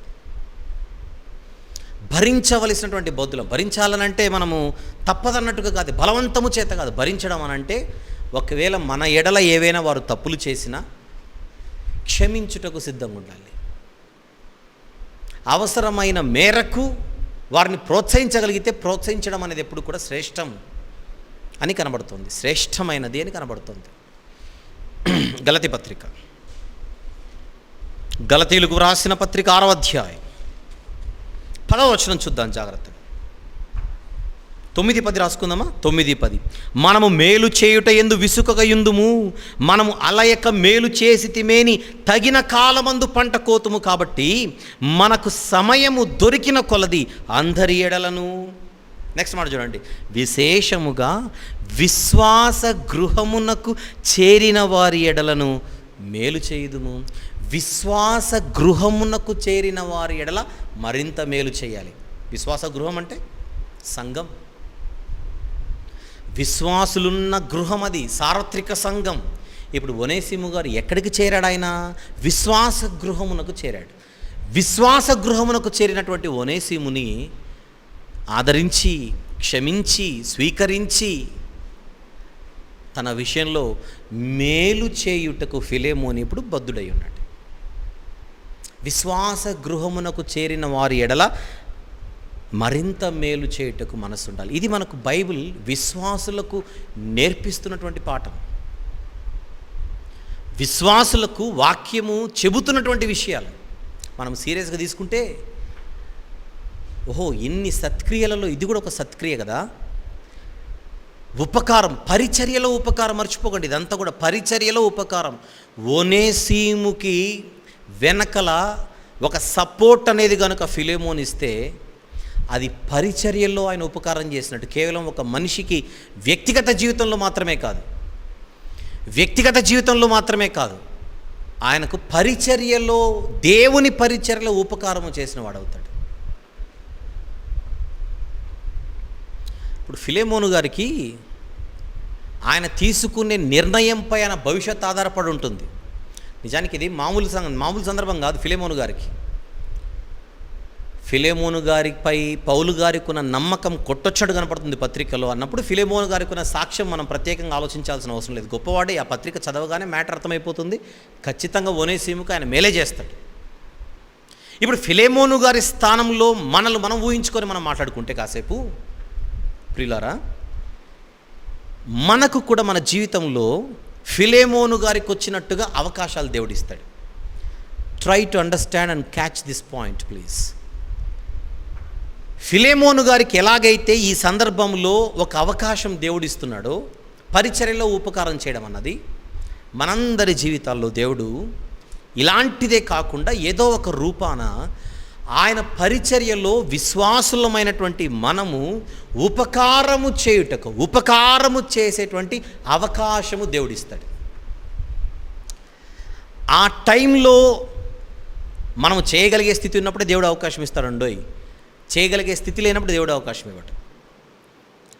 చేయగలిగే స్థితి లేనప్పుడు మనం చేయలేకపోయినా కూడా దేవుడు దాన్ని పెద్దగా ఏం తీసుకోడు. కానీ మ్యాక్సిమం దేవుని పరీక్ష ఎలా ఉంటుందంటే, పరీక్ష అంటున్నాను అందుకే పరీక్ష, ఆయన పరిచర్యలో మనవంతు ఉపకారము చేసే అవకాశం దేవుడు మనకిస్తాడు. కొన్ని సందర్భాల్లో స్థితి ఆయనే మనకిచ్చి, మర్చిపోకండి, స్థితి ఆయనే మనకిచ్చి అవకాశం కూడా ఆయనే ఇస్తాడు. ఇస్సాకును ఇచ్చింది దేవుడే, మరలా ఇస్సాకును అడిగింది దేవుడే. అసలు ఇస్సాకునే గనుక ఇవ్వకపోయి ఉంటే ఇంక అడిగేది ఎక్కడుంది? అక్కడ నీ కుమారుణ్ణి నాకు ఇచ్చేదవా అని దేవుడు అడిగాడు అని అంటే అంతకుముందు ఇస్సాకును ఆయనకి ఇచ్చాడు. అలాగని ఆ నరబలిని దేవుడు అక్కడ యాక్సెప్ట్ చేయలేదు, కానీ ఆపేశాడు. కానీ పరీక్ష అనేది ఒకటి ఉంది చూడండి అక్కడ, అబ్రహాం గారికి పరీక్ష. అలాగే ఆయన పరిచర్యలో ఉపకారము చేసే స్థితిని మనకిచ్చి అప్పుడు ఉపకారం చేసే టైంను కూడా మనకిస్తాడు. మనము చేస్తామో లేదో చూద్దామని చూస్తూ ఉంటాడు. చేస్తే మనము చేసిన దానికి 100 మళ్ళీ తిరిగి ఇచ్చేస్తాడు దేవుడు. కానీ చేయడమా చేయకపోవడం అనేదే పాయింట్ ఇక్కడ. చేయడమా చేయకపోవడం అనేదే పాయింట్ ఇక్కడ. ఒక వ్యక్తి చెరసాల ఉన్నాడు. మొన్న ఒక ఇమేజ్ చూశాను నేను, ఒక పిక్చర్, చాలా చిన్న పిక్చరే కానీ అందులో పాఠం పెద్దగా ఉంది, మీరు కూడా చూసే ఉంటారు. ఒక వ్యక్తి చెరసాలలో ఉన్నాడు, బందీ అయి, ఆహారం, ఆకలి. కానీ బయట చూస్తే ఒక చిన్న రొట్టె ముక్క కొంచెం కష్టపడితే లేదా ఇంకేదైనా ప్రయత్నం చేస్తే అందుతుందో లేదో అన్నంత దూరంలో, అందెట్టుకుంది కానీ అందట్లేదు, అంత దూరంలో ఒక రొట్టె ముక్క పడింది. ఆకలేమో దంచుతోంది తనకి. అప్పుడు ఆ రొట్టె ముక్క కోసం ప్రయత్నం చేస్తున్నాడు, చేయి చాచుతున్నాడు, పక్కన ఏదో ఉంటే దాన్ని అట్లా అందుకునే ప్రయత్నం చేస్తున్నాడు. కానీ ఆ రొట్టె ముక్క అందట్లా. ఆ పిక్చర్లో ఆ రొట్టె ముక్క దగ్గర లోకం అని రాశాడు ఆ చిత్రకారుడు. విచిత్రం ఏంటంటే దాని పక్కనే తనకు అందుబాటులో చెయ్యి అందే అంత దూరంలో ఆ తలుపు, ఏదైతే చెరసాల తలుపు ఉంటుందో, ఆ గేట్ అనుకోండి, ఏదైనా డోర్ అనుకోండి, ఇనుప కడ్డీలతో దానికి తాళం వేశారు కదా బయట, ఆ తాళపు చెవి ఉంది చేతికి అందే అంత దూరంలో. కీ చేతికి అందే అంత దూరంలో ఉన్నటువంటి తాళపు చెవిని తీసుకొని చక్కగా తాళాన్ని ఓపెన్ చేసుకొని తలుపు తెరుచుకొని బయటకు వచ్చి రొట్టె తీసుకోవచ్చు. కానీ లోపల ఉన్నోడు ఏం చేస్తున్నాడంటే తాళం చెవి తీసుకోకుండా రొట్టె కోసం ప్రయత్నం చేస్తున్నాడు. ఆ చిత్రకారుడు చేసిన పని, ఆ రొట్టె ముక్క దగ్గర లోకం అని రాసి తాళపు చెవి దగ్గర దేవుడు అని రాశాడు. అంటే ఏం చెప్పాలనుకున్నాడు అక్కడ? దేవుడు మనకు దగ్గరలోనే పెట్టింటాడు, మనకు స్వతంత్రం ఇవ్వడానికి మనకు దగ్గరలోనే ఉంచుతాడు, మనం ఇంకా ఉన్నటువంటి స్థితిలో నుంచి మరింత గొప్ప స్థితిలోనికి రావడానికి. 4 గోడల మధ్యలో బందీగా ఉన్నటువంటి ఒక వ్యక్తి బయటికి వచ్చి రెక్కలు విరుచుకోవడానికి అవకాశం ఉంది ఆ తాళం చెవి తీసుకుంటే. అది తీసుకోకుండా రొట్టె ముక్క కోసం చేస్తున్నాడు, అది అందట్లేదు. ఆ చిన్న విషయం మనం అర్థం చేసుకోగలిగితే ప్రతి మనిషికి కూడా దేవుడు అందుబాటులో అవకాశం ఇస్తాడు. అవకాశం అనేది మనకు అందుబాటులో ఉంటుంది. అందుబాటులో ఉన్నటువంటి అవకాశాన్ని మనం వినియోగించుకొని ఇప్పుడున్నటువంటి స్థితి కంటే మరింత ఉన్నతమైనటువంటి స్థితిలోనికి మనం వచ్చేటువంటి అవకాశం ఉన్నా ఆ అవకాశాన్ని మనం వినియోగించుకోం. అవకాశం అనేది మరి మనం చేయలేనంత భయంకరమైనటువంటి పరిస్థితి ఏముండదు. అక్కడున్న తాళపు చెవి తీసుకొని తాళాన్ని ఓపెన్ చేసుకొని తలుపు తెరుచుకొని బయటికి రావడమే. అలాగే తన పరిచర్యలో ఇంత ఉపకారము చేసే అవకాశం ఇస్తాడు, ఇంత ఉపకారము చేసే అవకాశం ఇస్తాడు మనకు.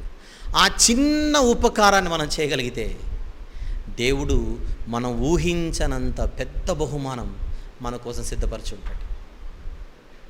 అది మనం యెషయా గ్రంథం నుంచి చూస్తున్నాం, సామెతల గ్రంథం నుంచి చూస్తున్నాం. మనం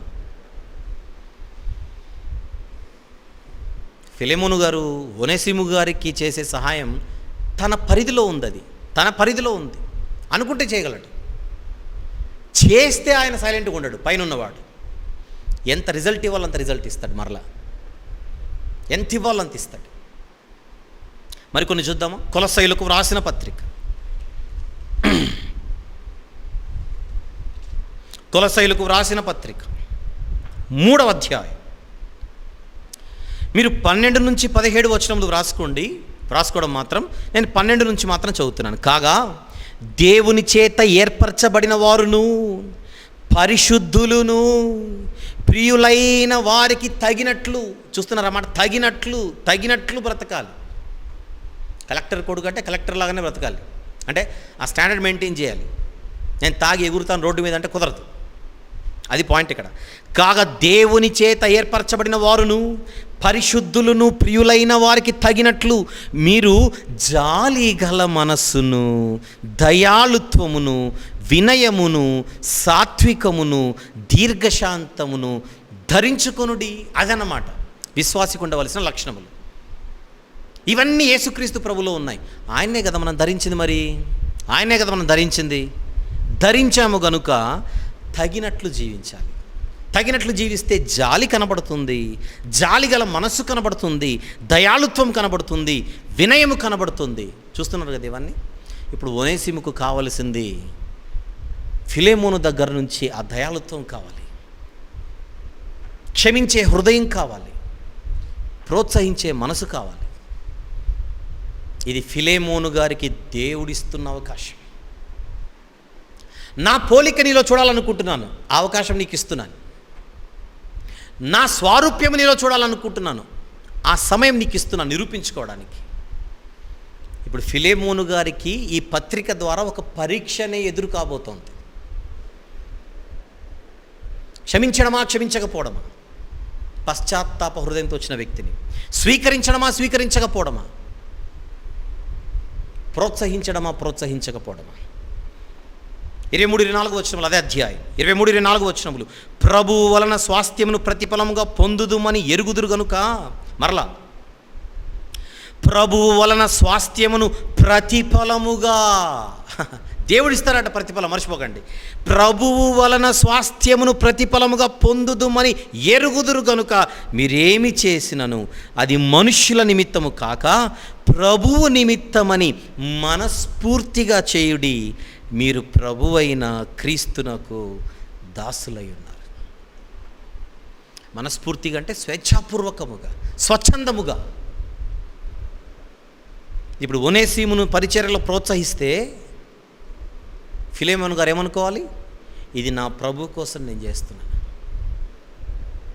నేను చేసేది చాలా చిన్నది, కానీ చిన్నదాని కోసం రేపొద్దున దేవుడు నాకు ఇంత పెద్ద బహుమానం ఇస్తాడు అన్న విశ్వాసం ఉండాలి. కానీ బహుమానం కోసం కకృతిపడి చేయడం కాదు. కానీ హృదయముల కంటే అధికుడైన దేవుడు మన హృదయం ఏంటో తెలుసు కనుక దేన్నో ఆశించి కాదు, స్వచ్ఛందంగా చేయాలి, ఇష్టంగా చేయాలి. ప్రభు పని అంటే నా పని, ఆయన పరిచర్య అంటే నా పరిచర్య అని గుర్తెరిగి. పక్క పత్రికకు రండి ఒకసారి. తెస్సలోనిక మొదటి పత్రిక 5వ అధ్యాయం. తెస్సలోనికైలకు రాసిన మొదటి పత్రిక 5వ అధ్యాయం 15వ వచనము చూద్దాం. తెస్సలోనిక మొదటి పత్రిక 5వ అధ్యాయం 15వ వచనం. ఎవడును కీడునకు ప్రతి కీడు ఎవనికైనను చేయకుండా చూచుకొనుడి. ఫిలెమోను గారు అది చేయాలి. ఇప్పుడు నెక్స్ట్, మీరు ఒకని ఎడల ఒకడును మనుషులందరి ఎడలను ఎల్లప్పుడూ మేలైన దాన్ని అనుసరించి నడుచుకొనుడి.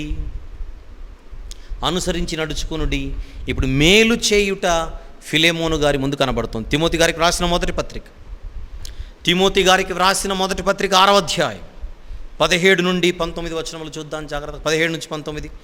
ఇహమందు ధనవంతులైన వారు గర్విష్ఠులు కాక, అస్థిరమైన ధనమునందు నమ్మిక ఉంచక, సుఖముగా అనుభవించుటకు సమస్తమును మనకు ధారాళముగా దయచేయు దేవుని యందే నమ్మిక ఉంచుటని ఆజ్ఞాపించు ధనవంతులకి, వారు వాస్తవమైన జీవమును సంపాదించుకుని నిమిత్తము, నిత్య జీవం, పెద్ద జీవితం అది, రాబోవు కాలమునకు మంచి పునాది తమ కొరకు వేసుకొనుచు మేలు చేయువారు. మేలు చేస్తే రాబో జీవితానికి అది పునాది. అండర్లైన్ చేయండి అన్నమాట, అండర్లైన్ చేద్దాం అన్నమాట.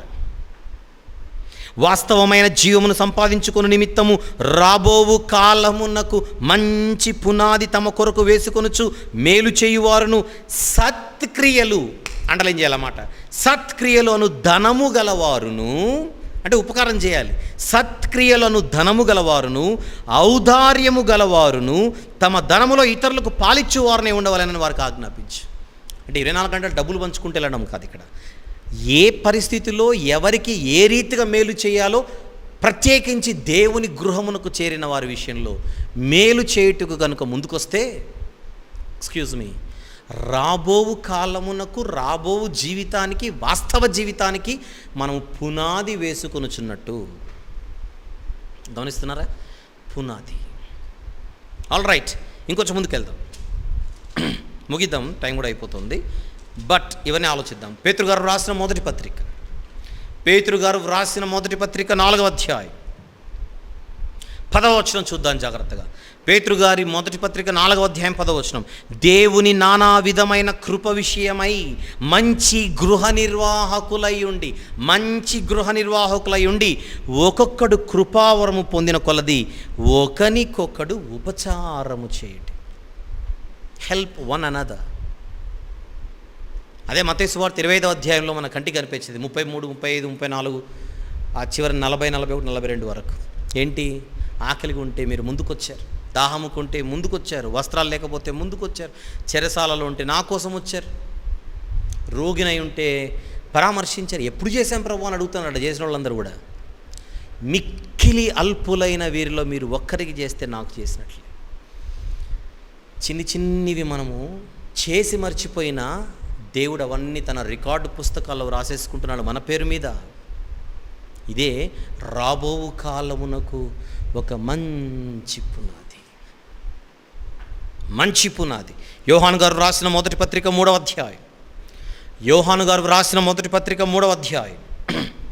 18వ వచనం చూద్దాం. 18.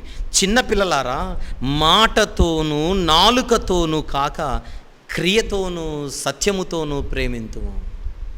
మాట ఎవడని చెప్తారుగా, మాట చేత కాదు, క్రియ కనిపించాలి, అది సత్క్రియ. యాకోబు పత్రికలో అదేనది, క్రియలు లేని విశ్వాసం మృతం. ఆలోచిస్తున్నారా?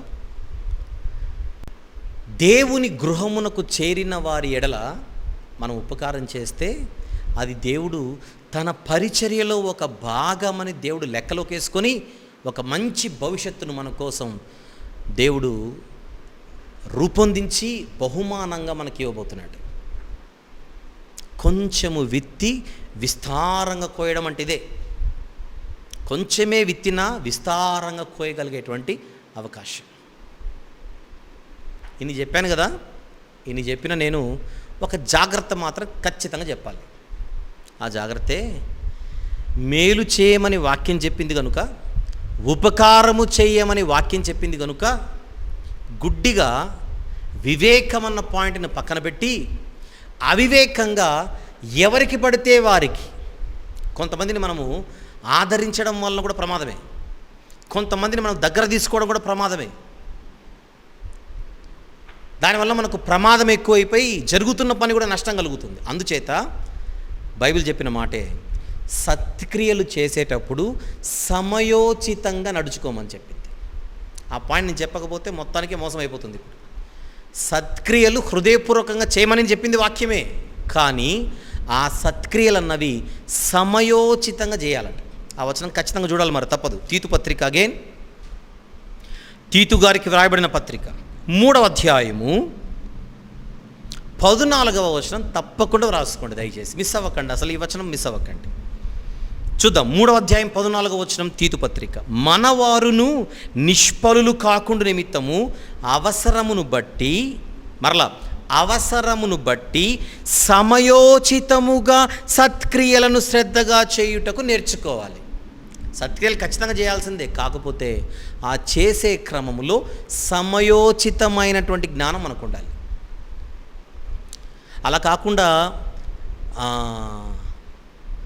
మేలైనది చేయుట నీ చేతనైనప్పుడు దానిని తగిన వారికి చేయమనింది వాక్యం. తగిన వారికి, తగని వారికి కూడా నిన్ను పిలిచి నేను స్వీకరిస్తాను బైబిల్ చెప్పింది కదా అని అంటే, అది చెప్పాలంటే ఒక రకంగా లైన్ క్రాసే మనం ఓవర్ చేసినట్టు అవుతుంది. దానివల్ల మనకు ప్రమాదాలు అనవసరంగా కొని తెచ్చుకున్నట్టు అవుతుంది. చూస్తున్నారు వాక్యం ఎలా చెబుతుందో. అందుచేత మనం బైబిల్ చదివేటప్పుడు ఎప్పుడు కూడా ఒక విషయాన్ని మనం పట్టుకొని ఒక కోణంలోనే వెళ్ళిపోయి మనం సైలెంట్ అయిపోతే మరొక కోణంలో వాక్యం మనతో ఏం మాట్లాడుతుందో మనం మిస్ అయిపోతాం. అన్ని కోణాలలో ఆలోచించాలి వాక్యం. అన్ని కోణాలు ఆలోచిస్తేనే మనకు సంపూర్ణమైనటువంటి అవగాహన కలుగుతుంది. 119వ కీర్తన 160వ వచనంలో ఉంటుంది. 119వ కీర్తన 160వ వచనంలో నీ వాక్య సారాంశము సత్యము అని అంటాడు. సారాంశము సత్యం. సారాంశం అంటే ఒకటి పట్టుకొని ఇది కరెక్ట్ అనుకోవడం కాదు, ఒకటి పట్టుకొని ఇది కరెక్ట్ అనుకోవడం కాదు. మొత్తం 66 పుస్తకాలు దీని గురించి ఏం మాట్లాడుతున్నాయి, మొత్తం ద హోల్ బైబిల్ దీని గురించి ఏం మాట్లాడుతుంది అని ప్రశ్నించి ఆ మొత్తంలో ఉన్నటువంటి సారాన్ని మనం తీసుకొని ఓహో ఇదన్నమాట సత్యం అని మనం గ్రహించాలి. నాకు తెలిసి అది 160వ వచనమే. ఒకసారి చెక్ చేయండి, చూద్దాం. 119వ కీర్తన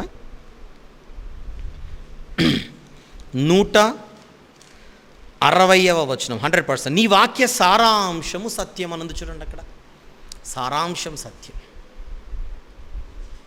ఇప్పుడు మనం సత్క్రియలు చేయాలి అన్న పాయింట్ మనం మాట్లాడుకున్నాం. పాత నిబంధన నుంచి క్రొత్త నిబంధన వరకు ఫిలేమోను లాంటి విశ్వాసి, మనం కూడా విశ్వాసులమే, మనమందరం కూడా సత్క్రియలు చేయాలి అని అనుకున్నాం. సత్క్రియలు ఎన్నో ఉండగా అందులో ఒక సత్క్రియ మనం మాట్లాడుకున్నాం. ఏంటది? మేలు చేయుట లేదా ఉపకారము చేయుట. మనం అందరికీ ఉపకారం చేయాలన్న పాయింట్ మీద ఇంతవరకు నడిచింది. కానీ చివరికి వచ్చేసరికి అలా చేసే క్రమములో తగిన వారెవరు, తగని వారెవరు అన్న విభజన చెయ్యగలిగే వివేకం మనకు ఉండాలి. లేదంటే మొత్తానికి మోసమై మనం చేయగలిగేటువంటి పనులు కూడా చేయలేని స్థితిలో మనం పడిపోతాం కదా. అలాంటి ఆలోచన శక్తి మనకు ఉండాలి. జాగ్రత్తగా మనము ఆ రీతిగా ముందుకు నడుచుకోవాలి. తగని వారికి కూడా సహాయం చేసుకుంటే నేను వెళ్ళిపోతాను అని అంటే శత్రువులు కూడా ప్రేమించమన్నాడని చెప్పినట్టుగా ప్రేమించమన్నాడు. కానీ వివేకం అనేది ఒకటి ఉండాలి మనకు. పాముల వలె వివేకులను, పావురముల వలె నిష్కపటులునై ఉండమన్నాడు. పరిసయ్యుల బోధ వినమని చెప్పాడు, కానీ జాగ్రత్త, వారి ప్రకారంగా మీరు నడవకండి. వారు చెప్పుదురే కానీ చెయ్యరు. వారి క్రియల చొప్పున చేయకుడి అని అన్నాడు. బోధను వినండి, సత్యమైతే స్వీకరించండి, కానీ వాళ్ళ ప్రవర్తన ప్రకారంగా నేను బతకాలనుకుంటే మాత్రం పప్పులో కాలేసినట్టే. వారి మాటలు వినమని చెప్పిన యేసుప్రభువే జాగ్రత్తలు కూడా చెప్పాడు. వినమని చెప్పాడు కదా అని జాగ్రత్తలు మర్చిపోతే అది మన మూర్ఖత్వం అవుతుంది. అది గమనించాలి. మరి ఇప్పుడు మన కళ్ళ ముందు ఫిలేమోను కనబడుతున్నాడు పత్రికలో, ఆయన కళ్ళ ముందు ఒనేసిము కనబడుతున్నాడు. ఇప్పుడు ఒనేసిము అన్న ఆయన ఫిలేమోను గారు ఉపకారము చేయుటకు తగినవాడా, తగనివాడా? ఆ ప్రశ్నకు సమాధానమే పౌలు భక్తుడే చెబుతున్నాడు పత్రికలో, తగినవాడు. ఇతని గురించి నేను ఎందుకు మనవి చేస్తున్నాను? తగినవాడు కనుక. ఒకప్పుడు నిష్ప్రయోజనమైన వాడే కానీ ఇప్పుడు నీకును నాకును ఇరువురికి ప్రయోజనమైన వాడు. ఒనేసిము అంటే ఉపయోగకరమైన వాడు, ప్రయోజనకారి. ఆ పేరుకు తగ్గట్టుగా ఈరోజు మన కళ్ళ ముందు కనపడుతున్నాడు. ఒకప్పుడు పేరుకు మాత్రమే ఒనేసిము, కానీ ఈరోజు నిజంగా పేరుకు తగ్గ జీవితం. ఒనేసిము అంటే ప్రయోజనకారి. కిందనే ఉంది పత్రికలోని ఫుట్నోట్లో, ఒనేసిము అను పేరునకు సహాయకరమైన అని అర్థం. ఫిలెమోను పత్రికలో కింద ఫుట్నోట్లో 3 అనే సంఖ్య దగ్గర ఒనేసిము అన్న పదానికి అర్థం చెబుతున్నాడు. అదే పత్రికలో 11వ వచనములో అతడు మునుపు నీకు నిష్ప్రయోజనమైన వాడే కానీ ఇప్పుడు నీకును నాకును ప్రయోజనకరమైన వాడు. అది ఇప్పుడు ఒనేసిముకున్నటువంటి ఎలిజిబిలిటీ, తగినవాడు, విశ్వాస గృహమునకు, దేవుని గృహమునకు చేరినవాడు. అలాంటి వాడికి ఉపకారము చేయుటకు ఫిలేమోను సిద్ధంగా ఉంటే తగిన వాడికి సహాయం చేస్తున్నట్టే. తగిన వాడికి, తగని వారికి చేస్తే కొన్ని సందర్భాలలో దానివల్ల నష్టం రావచ్చేమో, కానీ అంటే కొంతమందికి పాముకు పాలు పోసినట్టు అంటారే, అది నా పాయింట్ ఇక్కడ. పాముకు పాలు పోస్తే మనల్ని కాటేసి వెళ్తుంది. అందుచేత ఎవరికి ఏం చేయాలి, నేను చేస్తున్నది ఎంతవరకు లెక్కలోకి వస్తుంది అనేది కూడా ఇక్కడ జాగ్రత్త మనసులో పెట్టుకోవాలి. ఇప్పుడు ఫిలేమోను కళ్ళ ముందున్నది ఒనేసిము మాత్రమే కాదు, కానీ ఒక దేవుని పరీక్ష. ఈ పరీక్షలో ఫిలేమోను నెగ్గుతాడు. పౌలు గారు ఆయన గురించి చెబుతున్న మాటలన్నీ మనం చదివితే అప్పటికి ఆయన పరిశుద్ధులకు, 7వ వచనం చూస్తే, సహోదరుడా పరిశుద్ధుల హృదయములు నీ మూలముగా విశ్రాంతి పొందుచున్నవని ఆల్రెడీ వింటున్నా నీ గురించి. ఆల్రెడీ ఆయన ఆసక్తిక్రియలలోనే ఉన్నాడు. ఇక్కడ ఫిలేమోను సహాయం చేస్తాడా లేదా అని ఎవరు ఆలోచించాల్సిన అవసరం లేదు. కారణం ఆల్రెడీ ఫిలేమోను గారికి అలవాటు ఉంది. ఫిలేమోను గారికి ఆల్రెడీ అలవాటు ఉంది. 7వ వచనం, పరిశుద్ధుల హృదయములు నీ మూలముగా విశ్రాంతి పొందినందున నీ ప్రేమను బట్టి నాకు విశేషమైన ఆనందమును ఆదరణయు కలిగెను. కనుక ఫిలేమోను గారికి అలాంటి మంచి సుగుణాలు ఉన్నాయని తెలిసినా అడగడం, మనవి చేయడం, వేడుకోవడం అనేది నా ధర్మం అని ఒనేసిము గురించి పౌలు గారు అడుగుచున్నాడు. ఖచ్చితంగా ఫిలేమోను గారు ఒనేసిము గారిని స్వీకరిస్తాడు. ఆయన క్యారెక్టర్ ఏదో బయటపడిపోయింది కనుక తగిన వాడికే సహాయం చేస్తాడు. ప్రియమైన దేవుని వర్లారా, ఈరోజు మనకు తెలిసి తెలియకుండా కొన్ని జరుగుతూ ఉండొచ్చు. ఒకటి, తగిన వారికి మనం సహాయం చేయలేకుండా ఉండడం ఒక పాయింట్ అయితే, తగని వారికి కూడా సహాయం చేస్తున్నామేమో జాగ్రత్త, అది రెండోది. ఈ రాత్రి మన కళ్ళ ముందు వాక్యాన్ని బట్టి మన ఎదురుగున్నటువంటి ఒక పరిస్థితిని గుర్తు చేస్తున్నా. మనము ఆల్రెడీ సహాయం చేస్తుంటే పాయింట్, తగిన వారికి చేస్తున్నామా, తగని వారికి చేస్తున్నామా? ప్రత్యేకించి పరిచర్య అన్న పాయింట్గా నడుస్తోంది. కోత విస్తారముగానే ఉన్నది, కానీ పనివారు కొద్దిగా ఉన్నారన్నాడే. ఆ పనివారు ఎక్కువ మంది సమాజంలో కనబడేలా మన వంతు పాత్ర మనం పోషించాలి. ఈ క్రమంలో నేను పరిచర్యలోనే నేను ప్రోత్సాహం ఇస్తున్నాను, పరిచర్య కొరకే నేను ప్రోత్సహిస్తున్నాను అనేటువంటి పాయింట్పై మనం ఉంటూ, దేవునికి తగినట్టుగా పరిచర్య చేసేవారికి ప్రోత్సాహం ఉందామన్నది, దేవునికి తగనట్టుగా కూడా పరిచర్య జరుగుతున్న దేవుని పేరట దానికి కూడా మనం ప్రోత్సాహం ఇస్తే ఖచ్చితంగా ఆ విషయమై మనము కూడా వారి దోషంలో పాలివారం అవుతాము.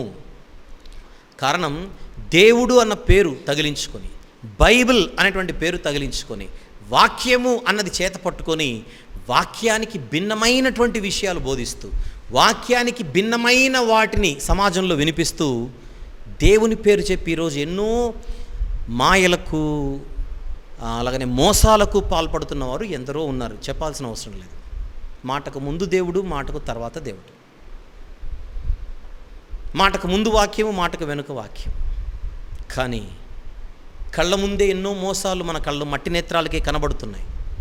ఇవన్నీ తెలిసి కూడా కొన్ని సందర్భాలలో మనము మన విత్తనం లేదా మన సహాయం లేకపోతే మన మద్దతు ఏ రీతిగా అయినా కూడా అక్కడ మనం ఇచ్చే ఒక ప్రయత్నం ఇంతకుముందే ఆల్రెడీ చేసి ఉంటే, మనము అక్కడ దేవునికి ప్రయోజనకరమైనవి ఏమీ జరగకున్నా, దేవునికి ప్రయోజనకరమైనవి జరిగే వాతావరణం అక్కడ లేకపోయినా, దేవునికి మహిమ కలిగేటువంటి పరిస్థితి అక్కడ లేకపోయినా, మనం అక్కడ సెంటిమెంటల్గా, ఎమోషనల్గా మనం ముందుకెళ్ళి మనం అక్కడ మన పాత్ర పోషించడం చేత తెలియకుండానే ఒక అసత్యానికి మనం మద్దతు ఇచ్చిన వాళ్ళం అవుతాం. జాగ్రత్త పడాలి. తగినట్టుగా, తగిన వారికి సమయోచితముగా మన సత్క్రియలు ఉండాలని వాక్యం చెబుతుండగా మనం ఈ విషయాల్లో జాగ్రత్త పడడం అనేది మన ధర్మం, మన బాధ్యత, మన కర్తవ్యం. ప్రభువైన యేసుక్రీస్తు వారి లోకానికి అందరి కోసం వచ్చాడు. కానీ అందరినీ నీతిమంతులుగా తీర్చాలని ఆశపడుతున్నాడు. కానీ అవకాశాన్ని వినియోగించుకొని ఆయన ఏర్పరిచినటువంటి వ్యవస్థలోనికి వస్తున్న వారు చాలామంది తక్కువ. రేపొద్దున పరలోకం ఈ నీతిమంతులనే తగిన వారికే ఉంటుంది, కానీ తగని వారికి పరలోకం ఉండదు. ఇది భవిష్యత్తులో మనం చూడబోయే దృశ్యం.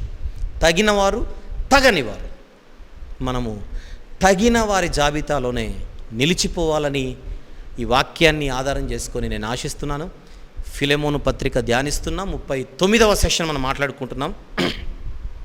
14వ వచనం, పత్రికలోని 14వ వచనం ధ్యానిస్తుండగా ఇంతకుముందు భాగంలో ఓనేసిము గురించి మాట్లాడుకున్నాం. ప్రస్తుతం ఫిలెమోను గారి ఎదుట ఉన్నటువంటి ఒక పరీక్షనండి, ఆయన ముందున్నటువంటి ఒక ధర్మం అనండి, ఆయన ముందున్నటువంటి ఒక బాధ్యత అనండి, ఆయన ముందున్నటువంటి ఒక విధి అనండి, లేదా ఆయన ముందున్నటువంటి ఒక కర్తవ్యం అనండి, దీనంతటికి ఆయన న్యాయము చేయుటకు అన్ని అవకాశాలు, లక్షణాలు ఉన్న వ్యక్తిగా ఈ పత్రికను చదువుతుంటే ఆయన అర్థమవుతున్నాడు. ఈరోజు అదే స్థితిలో మనం ఉన్నామా లేదా అన్నది మనం పరిశీలించుకోవాలి. ఖచ్చితంగా పరిశీలించుకుందాం. పరిశీలించుకొని ఎక్కడైతే మనం మార్పు చెందాలో అక్కడ మార్పు చెందుటకు మనం గట్టిగా ప్రయత్నం చేద్దాం. కళ్ళు మూసుకోండి, ఆలస్యమైంది, ప్రార్థన చేద్దాం. ప్రేమగల తండ్రి, కృపగల దేవ, జీవం గల నాయన, పరిశుద్ధుడైన మహాగొప్ప దేవ, ఈ రాత్రి మీరు ఇచ్చినటువంటి ఈ మాటలను బట్టి స్తుతులు చెల్లిస్తున్నాము నాయన. ఫిలెమోను గారి ఎదుట ఒక పరీక్ష మీరు పెడుతున్నారు. ఆ పత్రికలో ఆయన లక్షణాలు మేము చూడగా ఆ పరీక్షలో ఆయన నెగ్గి ఉంటారనే మేము నమ్ముచున్నాం. కానీ పరిచర్యలో ఉపకారము చేసేటువంటి అవకాశం మాకు కూడా మీరు ఇస్తూ ఉన్నారు, ఇస్తూ ఉంటారు కూడా. ఆ స్థితిని మాకు కల్పించి ఉపకారము చేసే అవకాశాన్ని మీరు మాకు ఇస్తున్నప్పుడు దాన్ని మేము వినియోగించుకుంటున్నామా లేదా అనేటువంటి ప్రశ్న మా ముందు ఈరోజు ఉంది. సమయోచితముగా సత్క్రియలు చేసే ఒక జ్ఞానం మేము కలిగి భూమి మీద బ్రతకడానికి మమ్మల్ని ఇంకా బలపరచమని ప్రార్థిస్తున్నాను తండ్రి. ఎందరో వాక్యం వింటున్నారు ప్రతిరోజు, విని విడిచిపెట్టువారుగా ఉండకుండా ప్రతి ఒక్కరు కూడా ఈ వాక్యాన్ని వినియోగించుకున్నట్టుకు తండ్రి వారికి శక్తిని నడిపింపును ప్రసాదించమని ప్రార్థిస్తున్నాను. రేపటి నుంచి ప్రతిరోజు మేము స్తుతించుటకు తండ్రి వాక్యాన్ని ఆధారం చేసుకొని తండ్రి మేమందరం కలిసి మరింత గొప్పగా మా ఆత్మీయ స్థితిని పెంచుకొనుటకు మేము సిద్ధపడుచుండగా ఈ చిన్న ప్రయత్నాన్ని కూడా దీవించమని ప్రార్థిస్తున్నాను తండ్రి. మీ పిల్లలు కొందరు చక్కగా పనిచేసి వారి ఫలితాలను మాకు పంపించి ఉండగా వారిని బట్టి, వారి యొక్క పనిని బట్టి స్తుతులు చెల్లిస్తున్నాము నాయన. ప్రత్యేకించి నిజామాబాద్ దినకర్ గారిని జ్ఞాపకం చేసుకుని వచ్చున్నాం. తనకున్నటువంటి ఆసక్తిని ఆశీర్వదించండి. మరింత గొప్పగా ఈ పనిని కొనసాగించుటకు తనకు మంచి శక్తిని ప్రసాదించండి. ఇంకా ఎందరో తండ్రి సోదరులు, సోదరీమణులు మీ వాక్యాన్ని ఈ రీతిగా ధ్యానిస్తూ ముందుకెళ్తుండగా వారి ఆసక్తిని కూడా దీవించమని ప్రార్థిస్తున్నాను. ప్రతి ఒక్కరి అవసరతను జ్ఞాపకం చేసుకొని వచ్చున్నాం. ఈ భయంకరమైన విపత్కర పరిస్థితులలో నుండి తండ్రి అతి త్వరలో మమ్మల్ని గట్టెక్కించమని వేడుకొనిచున్నాం. రేపు మధ్యాహ్నం తండ్రి 12 గంటలకు గలతీ పత్రిక ధ్యానం మేము చేయుటకు రేపు రాత్రి తిరిగి దీని కొనసాగింపు భాగమును ఫిలెమోను పత్రికను మేము ధ్యానించుటకు తండ్రి శక్తిని, ఆరోగ్యమును, పరిస్థితిని, అనుకూలతను మాకు అనుగ్రహించి మీరు మాత్రమే మహిమ పొందమని వేడుకొనొచ్చు. మీ ప్రియ కుమారుడు, మా అందరి ప్రభు, ప్రియ రక్షకుడైన యేసు ప్రభు వారి పరిశుద్ధమైన నామములు ప్రార్థన సమర్పిస్తున్నాము తండ్రి. ఆమేన్. తండ్రి, కుమార, పరిశుద్ధ ఆత్మల ప్రేమ, కృపా, సహవాసములు ఈ రీతిగా ప్రతిదినము దేవుని సన్నిధిలో గడుపుచున్న మనందరితోనూ, సర్వలోక పరిశుద్ధులందరితోనూ సదాకాలము తోడయుండి అత్యున్నతంగా నడిపించును కాక. ఆమేన్.